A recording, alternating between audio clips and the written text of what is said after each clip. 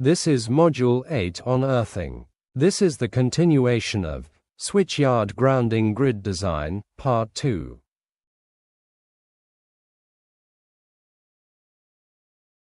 Following topics will be discussed in this module.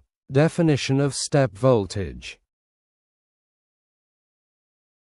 Comparison of step voltage between 6x9 grid and 2x2 grid. Definition of touch voltage. Comparison of touch voltage between 6x9 grid and 2x2 grid. Advantage of non-uniform grid over uniform grid. Foot resistances involved in step and touch potential calculations. Note: in subsequent slides, the words potential and voltage are used interchangeably. They mean the same.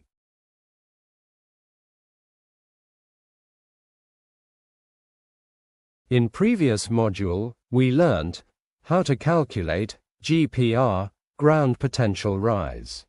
In this module, we will learn about step and touch potentials. First, we will discuss step potential.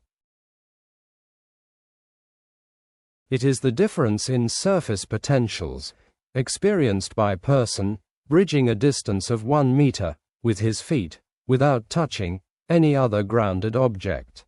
The man is standing on switchyard surface with his feet wide apart, and this is approximately 1 meter. The difference in surface potential between his 2 feet is step potential. Another view is shown. The earth grid is buried at a depth of h. When the earth grid discharges current to earth, the entire earth grid attains the single potential of GPR, as it is formed by a metal. However, the surface potential will vary at every point, depending on resistivity of native soil, surface layer resistivity, like gravel, if present, and earthing grid geometry. For example, if points P and Q on surface has potential of 1000 volts and 950 volts, the step potential is only 50 volts. However, if P is 1000 volts and Q is 100 volts, the step potential is 900 volts, which is large.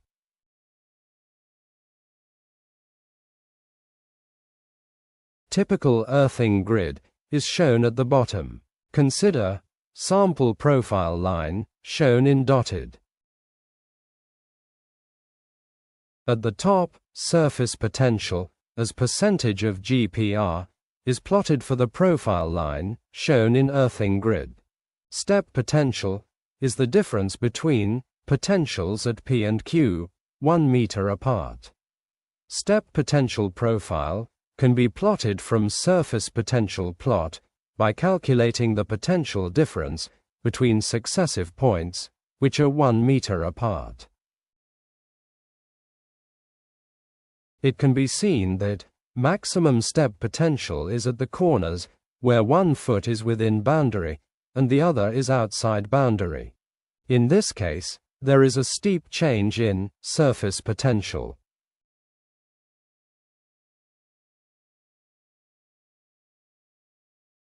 We have seen this slide earlier.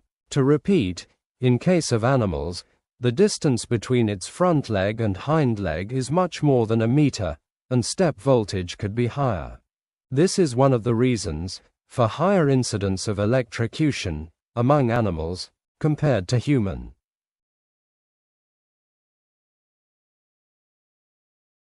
We have already come across these 2 grids, one 6x9 on left and the other 2x2 on right. Both have approximately same ground grid resistance, and hence same GPR. We will compare the step and touch potentials in the 2 cases.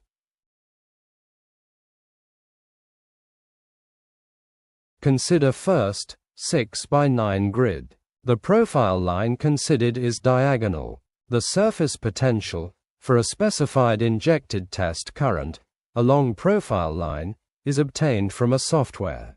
All results presented here are obtained from safe software. From the surface potential profile, step voltage at any point P is obtained by finding the difference in potential between P and Q, which are 1 meter apart. In the middle, the surface potentials are uniformly high, between 600 to 700 volts. Hence step potential, which is difference between two surface potentials, is expected to be low in the middle. At the edge, surface potentials drop drastically, and we can expect large step potential.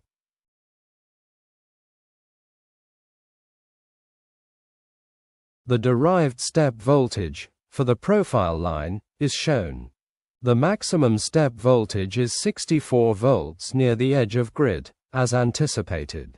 In the middle, step voltage is less. Man standing in middle of switchyard is safer than standing near the boundary of switchyard.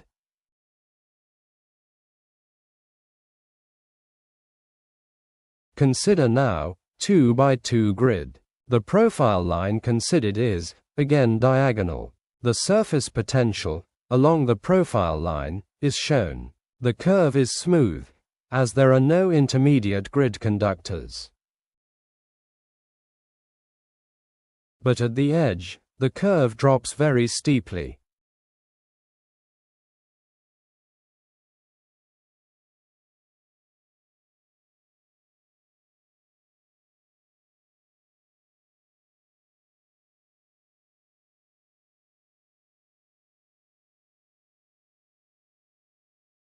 The derived step voltage for the profile line is shown. The maximum step voltage is 120 volts near the edge of grid, compared to 64 volts for 6 by 9 grid. This is almost twice that obtained for 6 by 9 grid. The advantage of forming earthing grid with a number of horizontal electrodes in X and Y direction is evident now.